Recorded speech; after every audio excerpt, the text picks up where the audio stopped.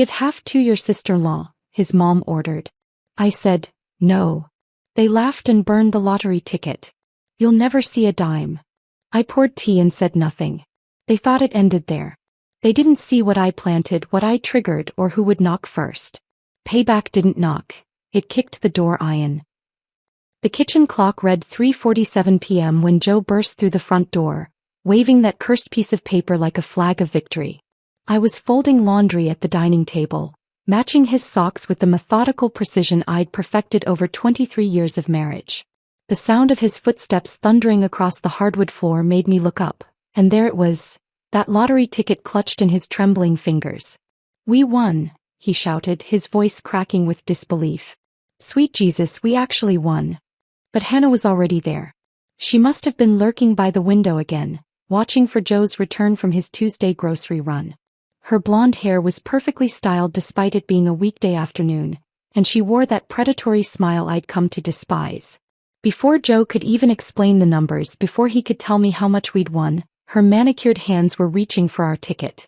"Before we continue, I want to thank you for joining me in sharing these stories of quiet strength and justice. If you believe that no one should endure family cruelty in silence, please consider subscribing. It's free and helps us reach more people who need to hear this. Now let's see how this unfolds." "Let me see that," she purred, snatching it from Joe's grasp with the entitlement of someone who'd never worked a day in her life. Her eyes scanned the numbers, and I watched her expression shift from curiosity to pure greed. "Oh my God, Joe. This is real. This is actually real." I stood up slowly, the sock I'd been holding falling to the floor. "How much?" I asked, my voice barely above a whisper. Hannah's laugh was sharp and cold. "Enough to change everything, sister-in-law. Enough to change absolutely everything." That's when Elizabeth appeared. Joe's mother had a sixth sense for drama, and she glided into the room wearing her usual armor of disapproval and that floral dress she claimed made her look younger. Her steel-gray hair was pulled back in a bun so tight it seemed to stretch the wrinkles from her forehead, and her pale blue eyes immediately fixed on the ticket in Hannah's hands. "Family meeting," Elizabeth announced, settling into the armchair that had become her unofficial throne since moving in with us 6 months ago. "Living room. Now." We filed in like defendants approaching a judge. Joe sat on the couch, his initial excitement now replaced by nervous energy. Hannah perched on the armrest beside him, still clutching our winning ticket. I took my usual spot on the wooden chair by the window, the uncomfortable one nobody else wanted. Elizabeth studied us all with the calculating gaze of a chess master planning her next move. The silence stretched until it became unbearable, broken only by the tick of the grandfather clock in the corner. "This is a family windfall," she began, her voice carrying the authority of someone accustomed to being obeyed. "And family means sharing." My heart started to pound. I could feel where this was heading, could sense the trap closing around me before she even spoke the words. "You'll give half to Hannah," Elizabeth continued, her lips curving into that smirk I'd learned to dread. "She's family too. She deserves her share of this blessing." The words hit me like a physical blow. Half of our winnings from a ticket Joe and I had purchased together with our grocery money, should go to his sister who'd never contributed a single dollar to our household expenses? "No," I said. The word escaped before I could stop it, clear and definitive in the suddenly quiet room. Hannah's laugh was like breaking glass. "Excuse me." I said no. I looked directly at Elizabeth, then at Hannah, then finally at my husband. "This is our ticket. Our money. Our choice." Elizabeth's eyes narrowed to slits. "How dare you speak to me like that in my son's house?" "It's my house too," I replied, surprised by the steadiness in my own voice. "I've been paying the mortgage alongside Joe for over 2 decades. Hannah stood up abruptly, the lottery ticket fluttering in her grip. "You selfish witch. After everything this family has done for you, what exactly has this family done for me?" The question hung in the air like smoke. Because from where I'm sitting, I'm the one who's cooked, cleaned, and cared for everyone else for years. That's when Hannah's mask slipped completely. She looked at the ticket in her hands, then at Elizabeth, then back at me. "You know what? Fine. If you won't share willingly." She moved toward the fireplace before I could react. The gas logs weren't lit, but Elizabeth was already reaching for the matches on the mantel. The crystal matchbox, a wedding gift from my own mother, felt like a weapon in her arthritic hands. "Don't," I whispered, but it was too late. Elizabeth struck the match with ceremonial precision. The flame danced orange and gold, casting shadows across her satisfied face. "You should have been generous," she said. "Generosity is a virtue." Hannah held the ticket above the flame, and I watched 23 years of financial struggle and sacrifice curl into ash. They watched it burn like it was a celebration, like they were roasting marshmallows over a campfire instead of destroying my dreams. The paper blackened and crumbled, pieces floating down to the stone hearth like snow. Hannah clapped her hands together, brushing away the remaining fragments. "There," she said with finality. "You'll never see a dime." I walked to the kitchen in a daze, my feet moving without conscious direction. The teapot sat on the stove where I'd left it, and I filled it with water, my hands operating on autopilot. The familiar ritual of preparing tea grounded me, gave me something to focus on besides the rage building in my chest. When I returned to the living room with the tray, they were still there, still gloating. I poured 3 cups of Earl Grey with steady hands, adding sugar to Elizabeth's and cream to Hannah's, just the way they liked it. My face revealed nothing. My voice remained silent. But inside me something fundamental had shifted. Something had cracked wide open, and what filled the space wasn't despair or defeat. It was something sharper, something that tasted like metal and felt like lightning. They thought they'd won. They thought burning that ticket was the end of the story. They had no idea it was just the beginning. That night, after Joe had fallen asleep with his usual symphony of snores, I stood by our bedroom window looking out at the street where I'd lived for so many years. The streetlights cast long shadows across the pavement, and somewhere in the distance, a dog was barking. I didn't cry. Tears were for the weak, for the defeated, for people who had no other options. Instead, I planned. Because the lottery ticket they'd burned so triumphantly? That wasn't the real one. I'd learned long ago never to trust this family with anything precious. The real ticket was safely hidden, and tomorrow I would begin the most important game of my life. They'd given me something more valuable than money today. They'd given me absolute clarity about who they really were and what I needed to do about it. The war had begun, and they didn't even know they were already losing. The morning after the burning, I woke before dawn with a clarity that surprised me. While Joe showered, humming an off-key tune as if nothing had changed, I sat at my vanity mirror applying lipstick with surgical precision. Today would be the first day of my new life, though nobody else would know it yet. At 9:15 a.m. I called Hartwell and Associates from the phone in our bedroom, my voice steady as I scheduled an appointment. "I need to see someone today," I told the receptionist. "It's urgent but confidential." They squeezed me in at 11:30 a.m. Mr. Salim was nothing like the loud, flashy attorneys you see on television commercials. He was a small man with kind eyes behind wire-rimmed glasses, the sort of person who listened more than he spoke. His office smelled of leather and coffee, lined with law books that looked genuinely read rather than decorative. "How can I help you, Mrs. Patterson?" he asked, gesturing to the chair across from his modest desk. I reached into my purse and pulled out the real lottery ticket, placing it carefully on the mahogany surface between us. His eyebrows rose slightly, the only sign of surprise he allowed himself. "This stays between us," I said, meeting his gaze directly. "Attorney-client privilege." He nodded slowly, studying the ticket. "This is quite substantial. May I ask why you're bringing this to me instead of the lottery office?" I told him everything. The family meeting, the demand to share, the burning of the decoy ticket I'd created months ago when I first started playing the same numbers. I'd learned to be careful with this family, to protect anything that mattered to me.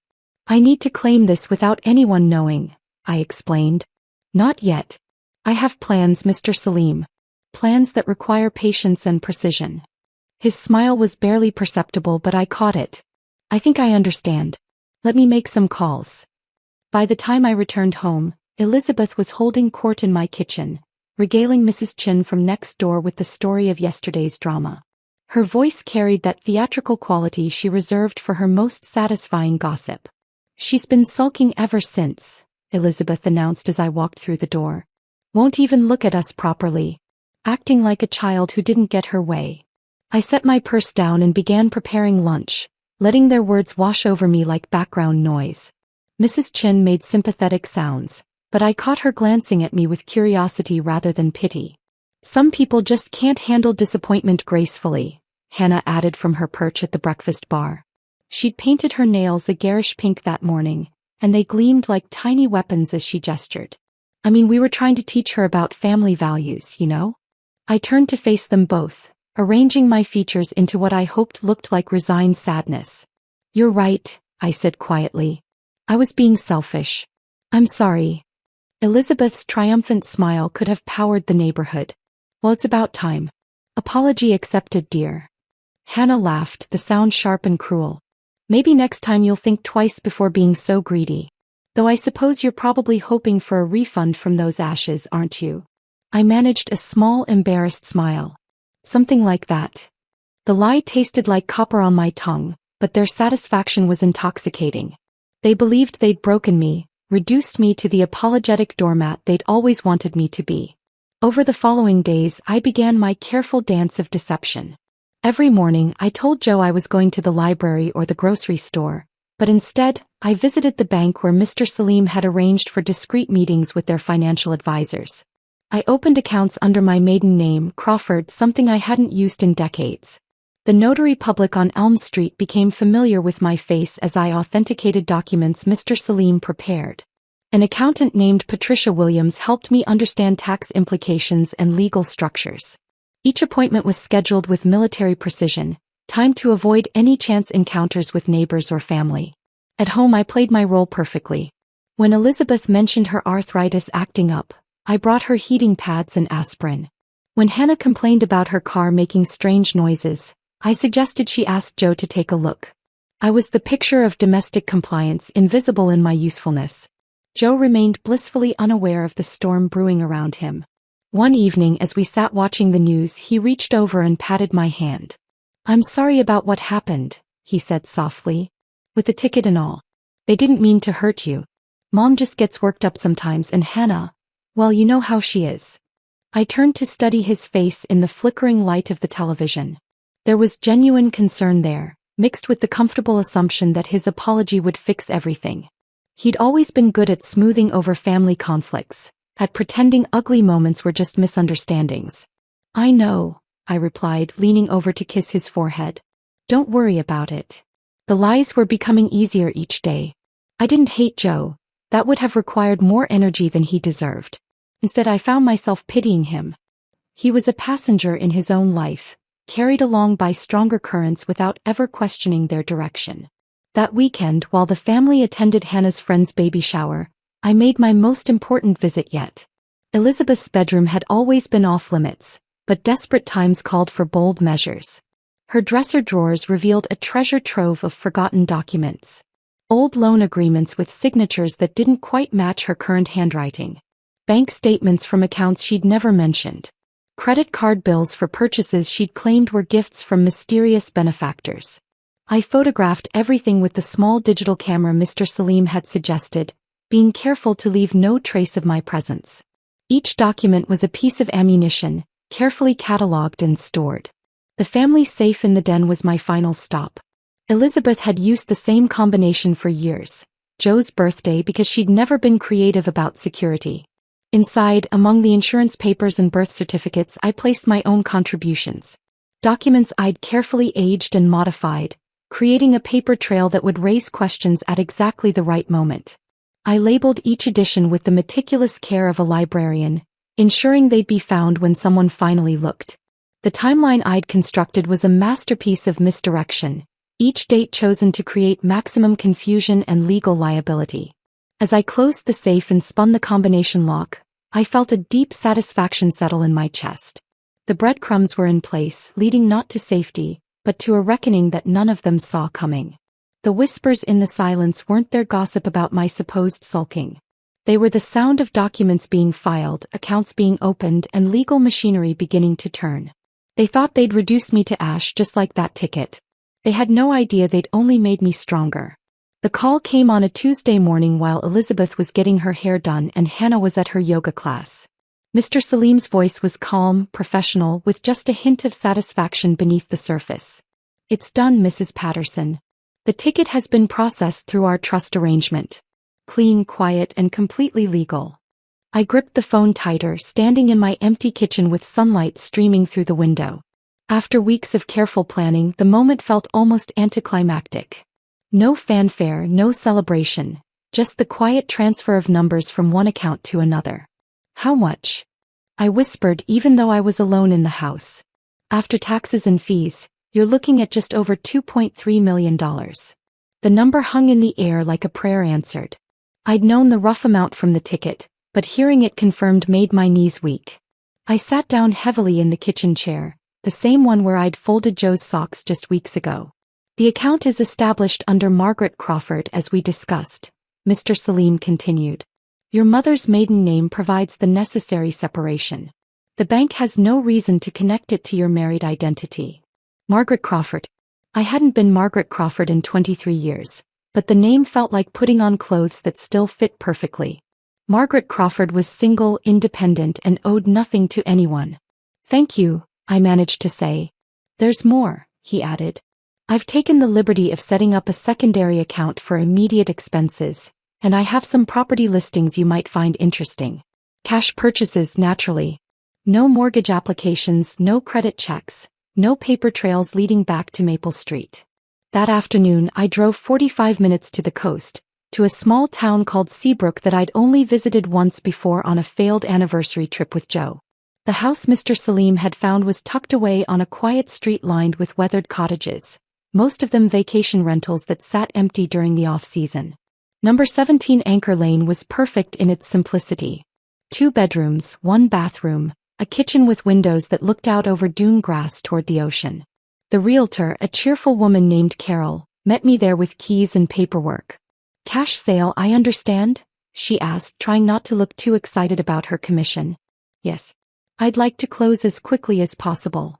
Well, that certainly makes things easier. The seller is motivated. It was his mother's place and he lives in California now. Never visits. I walked through the small rooms, imagining myself there. No family photos cluttering the mantel, no Elizabeth's disapproving glances, no Hannah's constant chatter. Just silence and the distant sound of waves. I'll take it, I said. Carol blinked in surprise. Don't you want to have it inspected? Think it over. No. I've thought enough for one lifetime. The paperwork was signed that same day. Margaret Crawford bought herself a house by the sea, and nobody on Maple Street had any idea she existed. Returning home felt like stepping back into a costume I was growing tired of wearing. Elizabeth was in the living room, regaling Mrs. Chin with stories about her plans for the family's future. We're looking at property, she announced grandly, gesturing with the teacup I'd filled for her. Something bigger with better investment potential. Joe's always been too conservative with money, but I have vision. I stood in the doorway listening, sipping my own tea with what I hoped looked like polite interest. Mrs. Chin nodded enthusiastically, though I could see the skepticism in her eyes. She'd lived next door long enough to know exactly what Elizabeth's investments typically looked like. Of course, we'll need to be strategic about timing, Elizabeth continued. There are certain tax considerations you understand. The government takes such a large bite these days. The irony was delicious. Elizabeth, who hadn't filed proper tax returns in 3 years, was lecturing about government overreach. I'd found the unpaid notices buried in her bedroom drawer, along with threatening letters from the State Revenue Department. She owed more than $12,000, plus penalties and interest. That sounds wonderful, I said sweetly. I'm sure you'll find exactly what you're looking for. Elizabeth beamed at me, pleased by my apparent support. See, Mrs. Chin? I told you she'd come around. Family loyalty always wins in the end. The following week brought an unexpected development. Hannah burst through our front door clutching her phone and practically vibrating with excitement. Look at this, she shrieked, shoving the device in my face. The screen displayed a photo of an elaborate white dress covered in crystals and beading. It's beautiful, I said automatically, though it looked more like a costume than a wedding gown. Isn't it? It's a Vera Wang and it's on sale for only $3,000. Can you believe it? Vera Wang. I made appropriately impressed sounds while she swiped through more photos. The dress was ridiculous, something a teenager might choose for prom, but Hannah was 28 and still believed more expensive meant better. The wedding's in 6 months, she continued, settling onto the couch with the dramatic flair she'd perfected. Derek proposed last weekend. Can you believe it? I'm going to be Mrs. Derek Williamson. Derek was Hannah's boyfriend of 2 years, a soft-spoken accountant who seemed perpetually bewildered by her energy. I'd always wondered what he saw in her, but then again, love was rarely logical. Congratulations, I said. Have you set a date? October 15th. It'll be perfect. Fall colors, crisp air, gorgeous photos. She turned to me with a calculating look. You'll be out by then, won't you? The question caught me off guard. Out. Moved on. Dealt with your little breakdown about the lottery ticket. Found somewhere else to live, maybe? This house will be so much better for entertaining once it's just family. The casual cruelty of it took my breath away. Hannah wasn't just planning a wedding, she was planning my exile. In her mind, I was already gone, displaced by her vision of a perfect future where she and Derek could move into the house Joe and I had spent decades paying for. We'll see, I managed to say. Hannah's giggle was sharp as broken glass. Oh, don't worry. I'm sure you'll figure something out. You're so resourceful. She had no idea how resourceful I'd become. While she was shopping for overpriced dresses and planning her fairy tale wedding, I was quietly building the foundation for her nightmare. The documents I'd planted would surface soon enough, and when they did, Hannah would discover that court appearances were much less glamorous than wedding ceremonies. That evening, as I prepared dinner, I allowed myself a small smile. Let them plan their property investments and dream weddings. Let them assume I'd simply fade away, disappearing like the smoke from their burned lottery ticket. They were about to learn that some fires burn much longer than expected, and the brightest flames are often the most dangerous. The money sitting in Margaret Crawford's account wasn't just freedom, it was fuel for the reckoning that was coming. The letter arrived on a Wednesday morning at 8:23 a.m., slipped through our mail slot while we were all seated around the breakfast table. Elizabeth was complaining about the temperature of her scrambled eggs. Hannah was scrolling through wedding venue photos on her phone, and Joe was reading yesterday's sports section for the third time. I heard the soft thud of paper hitting the hardwood floor in the foyer, but I didn't move to retrieve it immediately. Let them finish their morning routines first. Let them have these last few moments of blissful ignorance. Mail's here, I announced casually, rising to collect the stack of envelopes. Bills, advertisements, a catalog for garden supplies, and one official-looking envelope with the State Revenue Department's return address. I carried it back to the table like a bomb with a lit fuse. This one's for you, Elizabeth, I said, placing the letter beside her orange juice glass. She glanced at it dismissively while buttering her toast. Probably another one of those surveys. They're always wanting to know about senior citizen spending habits. But when she tore open the envelope and unfolded the contents, her face went ashen. The toast dropped from her fingers, landing butter side down on the tablecloth. What is it, Mom? Joe asked, looking up from his newspaper. Elizabeth's voice came out as a whisper. Tax audit. They want to audit the house. Joe leaned forward, concern creasing his forehead. That doesn't sound right. We've always filed our taxes properly. I watched Elizabeth's hands tremble as she passed the letter to her son.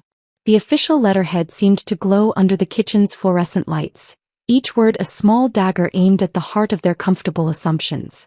Joe read aloud, his voice growing more strained with each sentence. Notice of Property Tax Assessment Review. Irregularities in reported ownership. Discrepancies in financial documentation. Required to appear. Elizabeth's teacup slipped from her grasp, shattering against the ceramic tile floor in an explosion of Earl Grey and bone china. The sound made Hannah look up from her phone for the first time all morning. What's wrong with you people? She snapped. It's just a stupid letter. I knelt to collect the broken pieces, my movements deliberate and unhurried. The largest fragment had Elizabeth's name painted in delicate script along the rim, a gift from Joe's late father. How fitting that it should break today. It's not just a letter, Joe said, his voice tight with worry. It's a full audit. They want to examine all the property records, loan documents, ownership transfers from the past 5 years. Hannah finally put down her phone. So what? We don't have anything to hide. The silence that followed was deafening. Elizabeth stared at the letter as if it might change its contents through sheer force of will. Joe ran his hands through his thinning hair, a gesture I recognized from every crisis we'd weathered together. Elizabeth, I said gently, rising from the floor with a handful of broken china. Are there any documents you might have forgotten about? Old loans, maybe? Property agreements. Her eyes darted toward the den where the family safe was hidden behind a painting of Lighthouse. I don't think so. I mean, there might be some old paperwork, but nothing important. The lie sat between us like a third person at the table. I'd seen those documents, photographed them, carefully catalogued every signature and date. Elizabeth had borrowed against the house twice without telling Joe, using forged consent forms that bore his signature. Signatures I'd practiced copying for weeks. We should probably get a lawyer, Joe said. Someone who knows about tax law. Lawyers are expensive, Elizabeth protested. Maybe it's just a random audit. They probably picked our address out of a hat. I dumped the broken china into the trash can, each piece landing with a satisfying clink. I could ask around. See if anyone knows a good accountant. The truth was, I already knew exactly which accountant they'd need. Patricia Williams, the same woman who'd helped me understand the labyrinthine tax implications of my lottery winnings. She was thorough, honest, and would spot Elizabeth's irregularities within minutes of opening the first file. Over the next few days, more letters arrived. Each one felt like another nail in their coffin. The bank wanted to verify ownership documents for accounts Elizabeth had claimed were gifts from distant relatives. The state wanted proof of income for property taxes that had been mysteriously reduced 3 years running. Hannah received her first official notice on Friday afternoon. She'd driven over to show Elizabeth fabric samples for her wedding reception tablecloths when the courier knocked on our door. Hannah Morrison? The courier asked, checking his clipboard. That's me, she said, signing for the envelope with her usual flourish. But her smile died when she opened it. The legal letterhead seemed to drain the color from her face as she read the contents. This is impossible, she whispered, then louder. This is impossible. Joe looked up from his newspaper. What now? They say I'm co-owner of 2 business accounts I've never heard of. Seaside Property Holdings and Coastal Investment Partners. They want me to appear for questioning about suspicious financial activity. Elizabeth snatched the letter from Hannah's hands, her eyes scanning the official text with growing panic. This is a mistake. You've never owned any business accounts. Of course I haven't. Hannah's voice rose to a shriek. I work part-time at a boutique. I don't even have a savings account with more than $300. I continued folding laundry at the dining room table, listening to their panic with the calm attention of someone watching a movie. The accounts in question were indeed fictional, carefully constructed paper trails that would lead investigators down rabbit holes of manufactured evidence. Did you touch any family accounts? Joe asked me suddenly, his eyes wild with suspicion.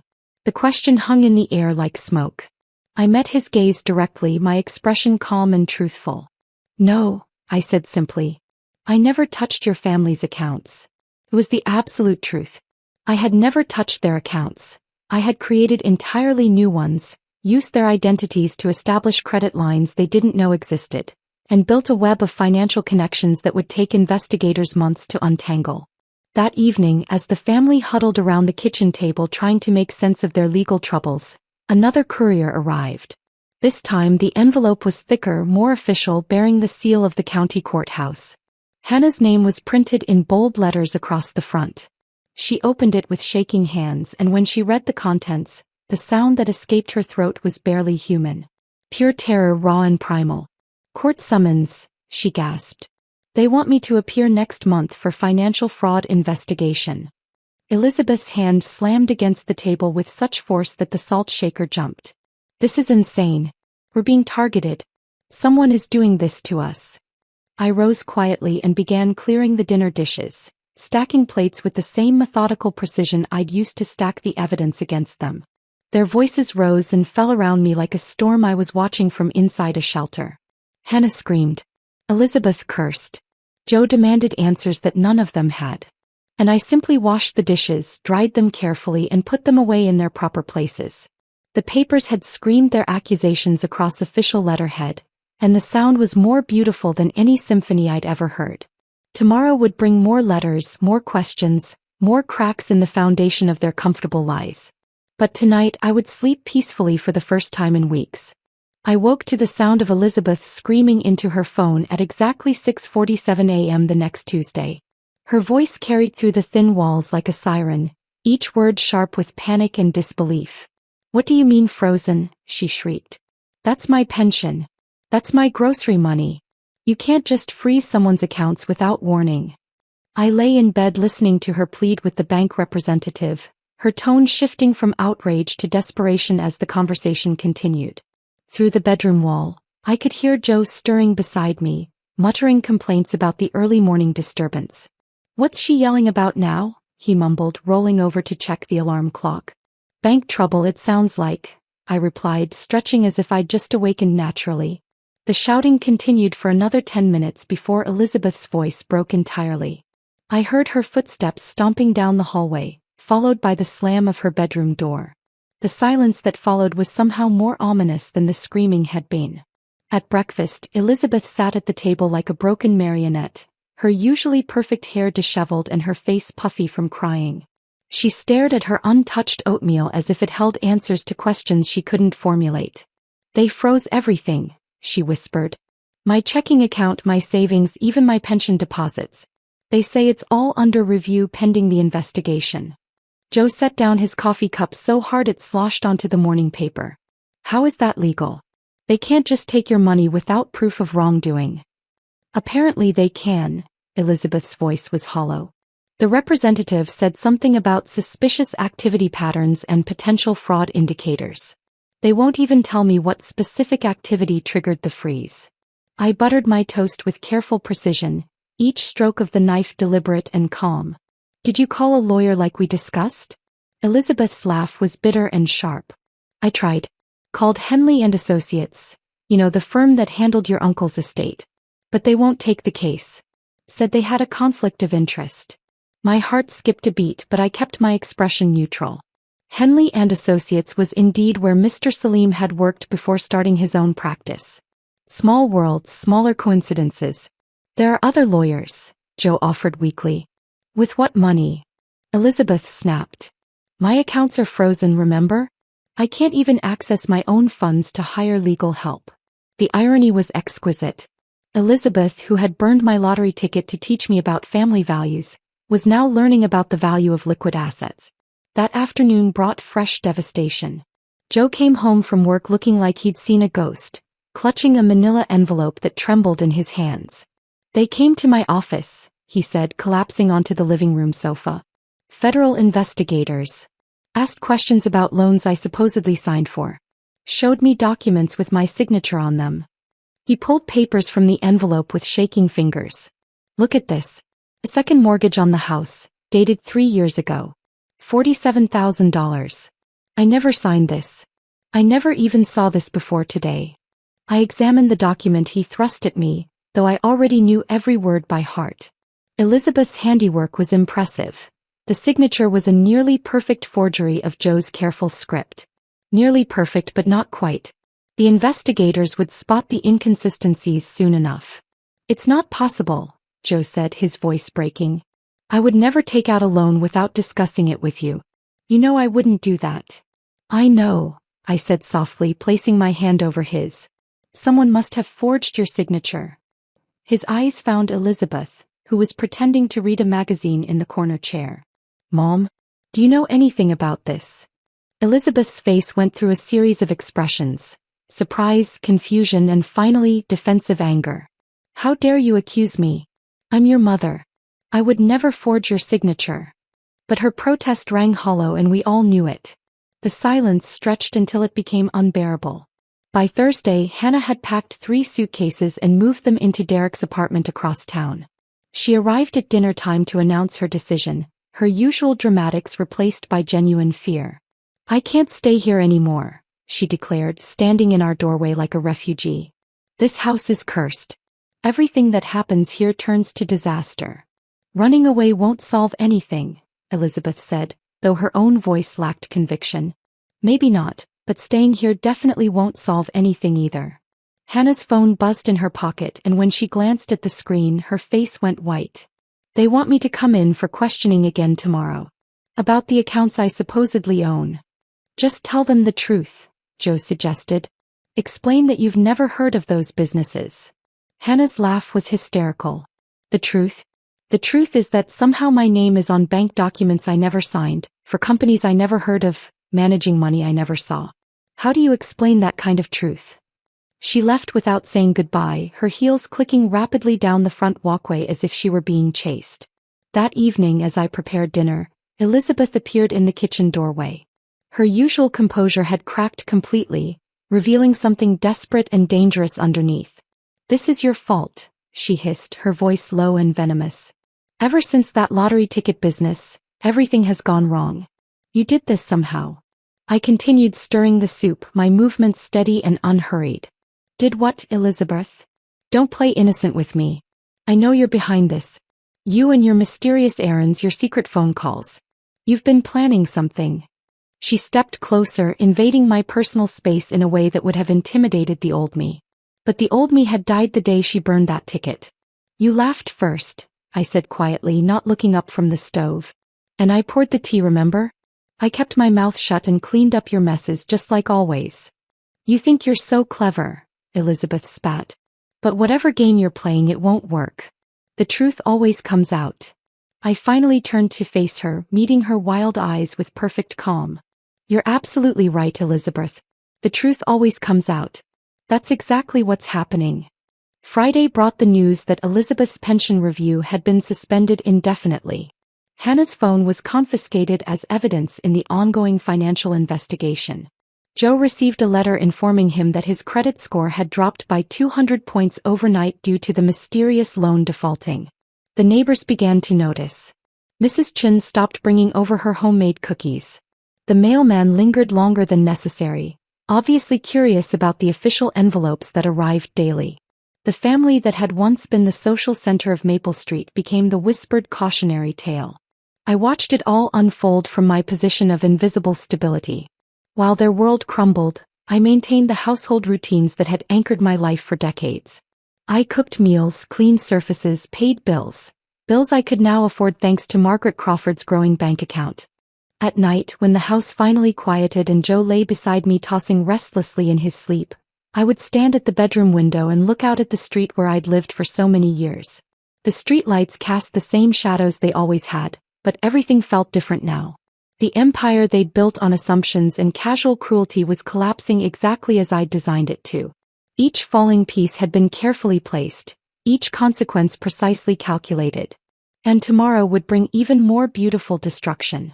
The auction notice appeared in the local paper on a crisp October morning, exactly 6 months after that first letter arrived. Court-ordered sale, 42 Maple Street. I read it while sipping coffee on my new porch, the ocean breeze carrying the scent of salt and freedom through my kitchen window. The house that had been my prison for 23 years would be sold to the highest bidder in 30 days. Joe had called me the night before, his voice broken and pleading, but I'd already disconnected my old phone number. Margaret Crawford didn't need to hear Joe Patterson's apologies. I'd moved into the cottage the week after Hannah's phone was confiscated, slipping away quietly while they were all distracted by their legal troubles. The moving truck came at dawn, and by the time they realized I was gone, I was already 45 minutes away, unpacking boxes in rooms that smelled of sea air instead of disappointment. My new mailbox read, Crawford, in simple black letters, a name that felt like coming home after a long, exhausting journey. The postal worker who delivered to Anchor Lane was a chatty woman named Ruth who brought my mail with genuine smiles and updates about the local fishing boats. She never asked questions about my past, never wondered why a woman my age had suddenly appeared in the cottage that had sat empty for years. The first check from Hannah's garnished wages arrived on a Tuesday. $67.32. Deducted from her paycheck at the discount clothing store where she now worked folding polyester blouses for $9 an hour. The court had ordered her to repay the fraudulent business accounts I'd created in her name, accounts that totaled just over $40,000 once penalties and interest were added. She'd been forced to take a second job cleaning office buildings after midnight, trading her manicured nails for rubber gloves and industrial disinfectant.